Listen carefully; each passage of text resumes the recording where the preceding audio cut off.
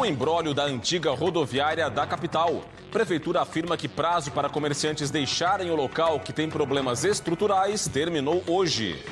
Operação Cúpidos. Esquema operado por ex-gerente de banco que lesou dezenas de pessoas é desarticulado pela Polícia Federal. A chuva em Santa Catarina. Temporal provoca estragos em cidades do oeste catarinense. A situação das áreas afetadas pela enchente. Veja como tem sido feito o atendimento aos atingidos pela cheia em Rio do Sul, no Alto Vale. O alto preço para comer fora de casa. Pesquisa aponta que Florianópolis tem o maior gasto médio da refeição fora de casa entre as capitais brasileiras.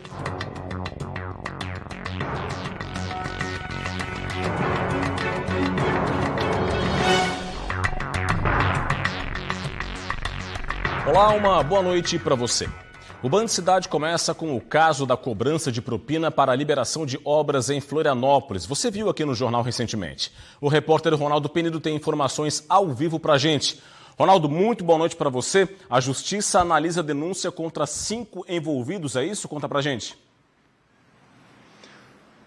É isso mesmo. Boa noite, Rodrigo. Boa noite a todos ligados no Band Cidade. A Justiça decide, a partir do próximo dia 24, se vai acatar a denúncia contra os 5 envolvidos acusados de operar um esquema de propina na Prefeitura Municipal de Florianópolis, envolvendo a concessão de alvarás para empresários da construção civil. Até lá, os 5 ex-servidores da Secretaria de Habitação e Desenvolvimento Urbano, 4 deles comissionados e 1 efetivo, devem apresentar as suas defesas à vara criminal da região metropolitana da comarca da capital. Eles, inclusive, já foram notificados. A denúncia é contra 4 ex-servidores comissionados. Ney João da Silva, que ocupava o cargo de diretor de fiscalização da secretaria, Fernando Bertier da Silva, ex-assessor jurídico da pasta, Rodrigo de Jarma Assunção, ex-secretário adjunto e comissionado, e Carlos Augusto de Jesus, que ocupava o cargo de gerente de fiscalização da Floran, a Fundação do Meio Ambiente, na época dos fatos. A representação também mira o servidor efetivo Felipe Pereira, ex-chefe de fiscalização da Floran. Ele foi gravado em meados do ano, supostamente cobrando R$90 mil de um construtor para avaliar a construção, para liberar a construção de um condomínio construído a cerca de 500 metros do Parque Natural Municipal da Lagoa do Peri. Voltamos ao estúdio do Band Cidade. Ok, Ronaldo, obrigado pelas informações. Vamos continuar acompanhando essa história. Uma boa noite para você. E agora, o assunto é um impasse que já dura décadas em Florianópolis. É a situação da antiga rodoviária da capital. Quem é daqui sabe, fica entre as avenidas Mauro Ramos e Hercílio Luz. Hoje, o espaço abriga um centro comercial. Ocorre que uma vistoria feita pelo Ministério Público identificou problemas estruturais do prédio e recomendou a interdição e a desocupação do espaço. Entenda agora na reportagem de Gabriela Mariotto. A maioria dos comércios da antiga rodoviária da capital amanheceram fechados nesta terça-feira. Alguns com placas que já mostram os novos endereços. Os comerciantes que decidiram abrir as portas não sabem até quando poderão manter as lojas funcionando. Eles preferiram não gravar entrevistas, mas contaram que muitos deles são proprietários há mais de 20 anos e que a desocupação vai levar ao fim das lojas, já que os aluguéis em outras partes do centro estão fora do orçamento. O prazo dado pela Prefeitura da capital para a desocupação encerrou ontem. O prédio possui infiltrações e outros tantos problemas. Afora o próprio atestado de funcionamento, da Prefeitura, sem o qual nenhuma atividade comercial pode ser exercida. Por conta de laudos do Corpo de Bombeiros e da Defesa Civil, que indicam problemas elétricos e estruturais neste prédio, o Ministério Público de Santa Catarina recomendou que a Prefeitura de Florianópolis realizasse a desocupação do espaço. De acordo com o promotor de justiça, 6 comércios conseguiram liminares para continuarem operando. Além dos problemas na estrutura, as investigações do Ministério Público indicam sublocação irregular das lojas. Mesmo sendo um prédio público, os lojistas não pagavam os valores para a Prefeitura, e sim para terceiros. As pessoas que estão lá, os comerciantes, eles nunca recolheram nada para a Prefeitura, mas dizem que pagavam aluguel para terceiros. Então, nós temos que descobrir quem são os terceiros e a que título, que eles cobravam esses aluguéis e quanto que foi pago nesse tempo todo que, como eu disse, remonta a mais de 20 anos. Em nota, a Prefeitura da capital disse que realizaria nesta terça-feira uma operação conjunta entre Guarda Municipal, Vigilância Sanitária e Procon para fiscalizar o espaço. Por causa da previsão de chuva, a vistoria foi transferida para amanhã. Amanhã será feita uma grande operação por vários órgãos da Prefeitura, incluindo Vigilância Sanitária, Procon, Guarda Municipal, a fim de verificar não só problemas outros, né, ali nesses comércios, mas também exercer o poder de polícia e fechar aqueles que não estejam protegidos por essas liminares. A Polícia Federal deflagrou hoje a Operação Cúpidos. A ação combateu crimes contra o sistema financeiro nacional, a economia popular e também o crime de lavagem de dinheiro. Foram cumpridos 1 mandado de prisão e 9 mandados de busca e apreensão nas cidades de Joinville, Curitiba, Rio de Janeiro e em Petrolina, no estado de Pernambuco. Houve também o bloqueio de 32 milhões de reais em patrimônio. O principal investigado é um ex-gerente de banco, já demitido por peculato, que praticava a chamada pirâmide financeira. A Operação Cúpidos diz respeito a uma investigação de um operador de um esquema fraudulento que captava recursos de diversas pessoas. Centenas de pessoas foram vítimas porque entregaram dinheiro para que esse operador fizesse aplicações financeiras na Bolsa de Valores. Essas aplicações, na maioria dos casos, não eram feitas, os juros eram pagos com as pessoas que ingressavam depois no esquema e quando o número de vítimas já estava bastante grande, então o esquema ruiu e todas essas pessoas ficaram no prejuízo. A polícia busca agora identificar outras pessoas que possam estar envolvidas com o principal alvo da ação desta terça-feira. Hoje também teve a operação da Polícia Civil que combateu fraudes em licitações na cidade de Luiz Alves.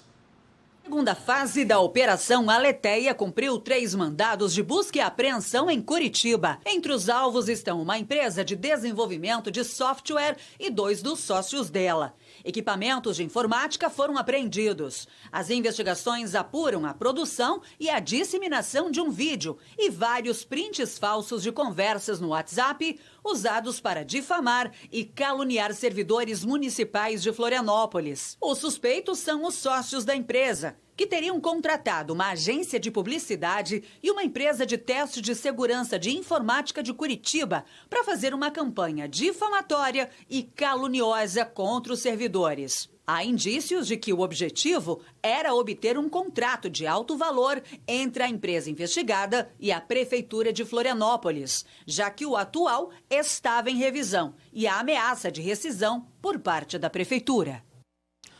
Um incêndio atingiu um galpão no qual funcionava um food park em Ingleses, norte da ilha. O local fica na Avenida Armando Calil Boulos, perto de uma autoescola. 3 caminhões dos bombeiros atuaram para combater as chamas que destruíram o food park. De acordo com os bombeiros, o local estava fechado no momento do incêndio. Uma perícia vai apontar as causas do fogo. Ninguém ficou ferido. A seguir, o prêmio Band Cidades Excelentes 2023 e tem também a chuva em Santa Catarina. Veja como tem sido o atendimento aos atingidos pela enchente em Rio do Sul, no Alto Vale. É só um instante, nós já voltamos.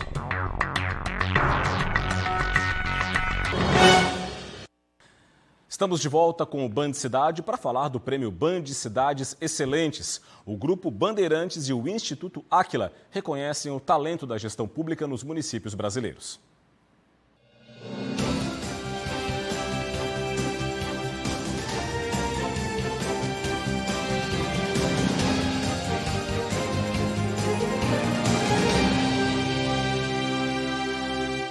Prefeitos empreendedores, bons gestores que cuidam das populações estão sendo avaliados em 6 pilares: governança, eficiência fiscal e transparência, educação, saúde e bem-estar, infraestrutura e mobilidade urbana, sustentabilidade e desenvolvimento socioeconômico e ordem pública.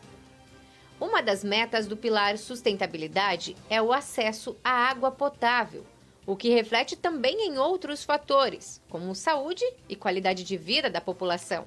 Mas a água tratada não é realidade de todas as casas. Atualmente, apenas 81% da população brasileira tem água tratada em casa. A meta é chegar a 99% dos brasileiros até 2033. Na região sul, esse número está mais perto, fica acima de 90%. Mas é preciso fazer mais. prefeitos precisam buscar alternativas, não só no âmbito do município, mas também no âmbito estadual e no âmbito federal, para viabilizar que a meta estabelecida no marco do saneamento, ele tem que buscar alternativas para que isso aconteça até por meio de parcerias público-privadas, né, e de licitações, novas licitações.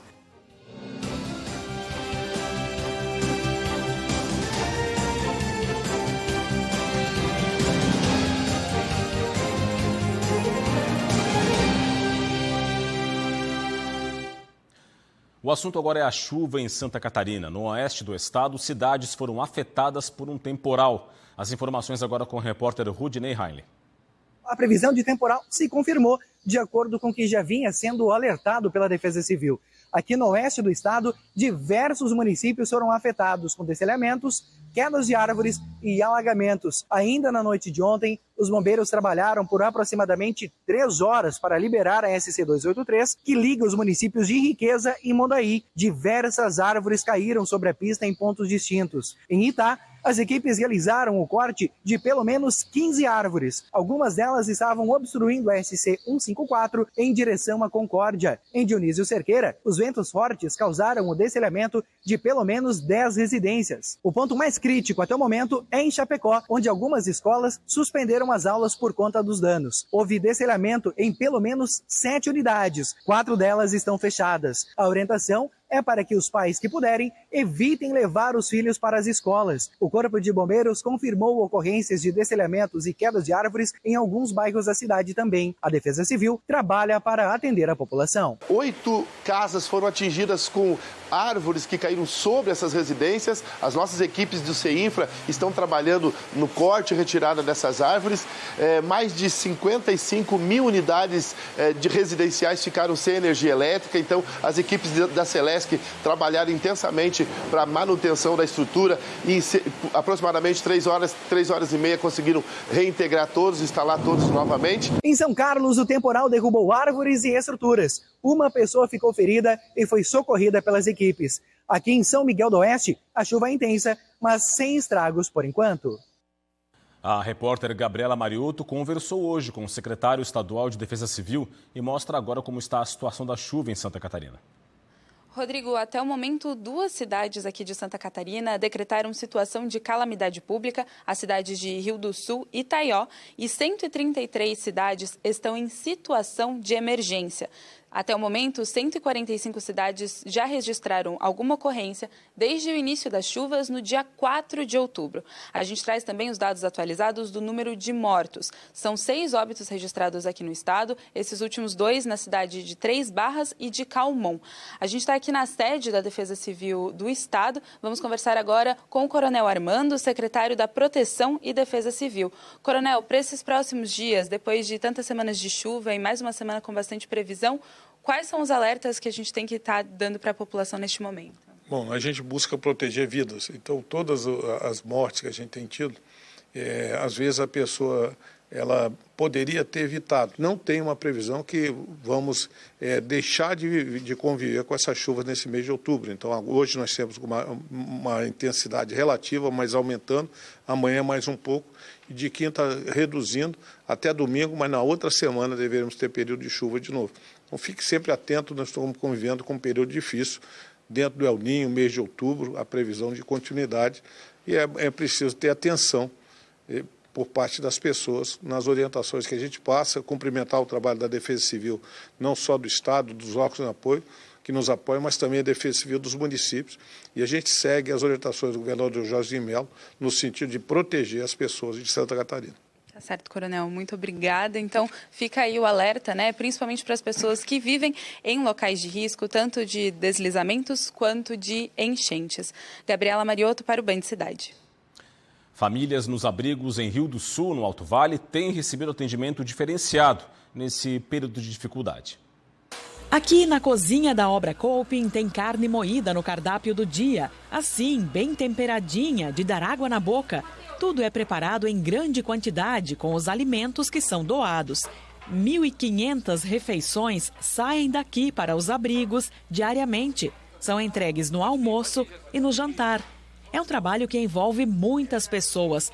Profissionais de uma empresa de eventos que também foram afetados pela enchente e estão fora de casa há vários dias para prestar esse serviço. O José Carlos, conhecido como Jesus, é quem gerencia as atividades por aqui para não haver desperdício.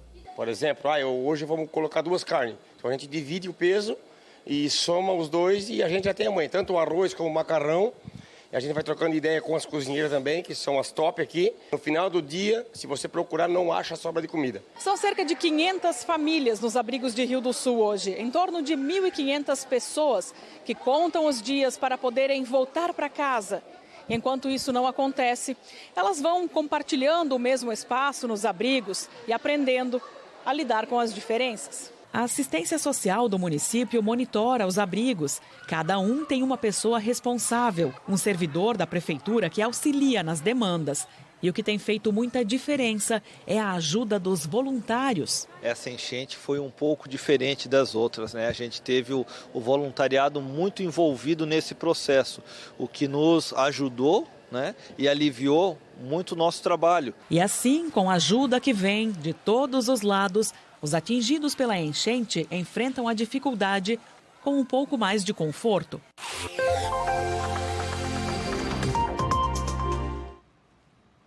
Bom, e ao longo dessa semana, os volumes de chuva reduzem de forma significativa em Santa Catarina em comparação com a primeira quinzena do mês. Mas persiste a condição para temporais isolados, especialmente no oeste do estado. A quarta-feira vai ter variação de nuvens e pancadas de chuva a qualquer momento do dia. E essa condição é alternada com períodos de melhoria. A entrada do vento sul faz as temperaturas diminuírem em Santa Catarina. Vamos conferir mínimas e máximas na tela do Band Cidade. Em Florianópolis, mínima de 16 e máxima de 20 graus. Em Joinville, variação entre 14 e 19. Em Blumenau, mínima de 15 e máxima de 20 graus. A página virou Criciúma, mínima de 14 e máxima de 20 graus. Em Lages, variação entre 12 e 16. E em Chapecó, 16 graus de mínima e 24 de máxima. A seguir tem o esporte e o lançamento da Festa das Flores em Joinville. E veja também, estudo aponta que Florianópolis tem o maior preço médio da refeição fora de casa entre os municípios brasileiros. Os detalhes em instantes.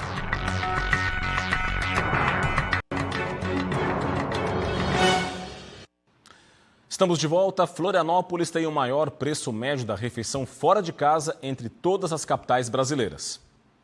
Almoçar fora de casa, tomar uma cerveja com os amigos ou experimentar uma deliciosa sobremesa são hábitos comuns para a maioria dos brasileiros, mas que impactam no orçamento das famílias. Quem frequenta os bares e restaurantes da capital constata: está tudo mais caro. Vai ser sempre mais cara a refeição fora de casa. Aqui é só peixe e tal, é um lugar mais exclusivo, caro, é caro mesmo, de verdade. Uma pesquisa aponta que o trabalhador brasileiro gasta até 35% do salário com refeição fora de casa. Os custos com almoço, bebida, sobremesa e até o cafezinho passam de R$1.000. E o levantamento aponta que os preços mais elevados foram registrados na capital catarinense. A pesquisa Preço Médio da Refeição Fora do Lar mostra que, em Florianópolis, o valor médio da refeição fora de casa custa R$ 56,11. Em seguida, aparecem o Rio de Janeiro, com custo médio de R$ 53,90. E São Paulo, onde a refeição chega a custar R$ 53,12. Para a Associação Brasileira do Setor de Bares e Restaurantes, a alta dos preços está relacionada ao nível de endividamento do setor e à inflação nos preços dos alimentos. A gente tem aí também algumas tarifas, né, impostos estaduais e às vezes até municipal diferentes. Estamos falando de altas taxas de cartão de crédito, vales refeições que vão onerando e principalmente um setor altamente impactado pela pandemia, que tem aí 78% dos bares e restaurantes de Santa Catarina endividados ainda, tendo que correr atrás do prejuízo. Em geral, os brasileiros gastam R$ 46,60 nas refeições fora de casa. Os pratos nas categorias self-service ou à la carte tiveram alta de 14,7% na comparação com o ano passado. O levantamento foi encomendado pela Associação Brasileira das Empresas de Benefícios ao Trabalhador. Para os responsáveis pelo estudo, Também pesa a favor da alta de preços a vocação de Florianópolis para o turismo. Ela cresceu principalmente por conta da retomada, né, do turismo na região. A região sul também é a região com o menor desemprego do Brasil, também um maior aumento do rendimento médio. Então isso tudo colabora para que essa região tenha uma alta de preços justificável. Outro indicador no qual Florianópolis lidera é o preço do aluguel. O índice FIPE-ZAP apontou a capital catarinense como a cidade que acumula o maior aumento no ano. De acordo com o indicador, a alta acumulada no aluguel em 2023 foi de 29,35%. A maior entre as 25 cidades pesquisadas pela FIPE. A capital catarinense é seguida por Goiânia, Fortaleza, Rio de Janeiro e Curitiba. Florianópolis tem o segundo maior valor do aluguel por metro quadrado, R$ 50,46, atrás apenas de São Paulo. Na distribuição por bairros, o preço mais caro está no bairro Agronômica, R$ 59,00 o metro quadrado. O índice FIPE-ZAP acompanha o preço médio de locação de apartamentos prontos em 25 cidades brasileiras, com base em anúncios veiculados na internet. Em novembro, Joinville vai ser sede da 83ª edição da Festa das Flores. A cerimônia ocorreu na manhã de hoje na sede da Agremiação Joinvilense de Amadores de Orquídeas, a AJO, e contou com a presença de convidados. A Festa das Flores, que é a festa oficial de Joinville e será realizada neste ano de 14 a 19 de novembro, promete ter uma edição ainda mais especial com o tema Um Encanto em Cada Encontro, que levará o público para uma imersão em um grande jardim. Todos os anos, o grande desafio da organização da Festa das Flores é promover um evento que encante o público. E nesse ano não é diferente. Quem visitar a Festa das Flores certamente terá grandes surpresas. Como ela é sempre feita num cenário, né, nós temos um pavilhão todo fechado e é talvez uma das únicas experiências de exposição de flores no mundo. A ideia é sempre trabalhar frente e fundo. Então, o que a gente está trabalhando muito nesse ano é como criando um grande jardim botânico. Inclusive, vai ter um portal para a entrada desse jardim botânico.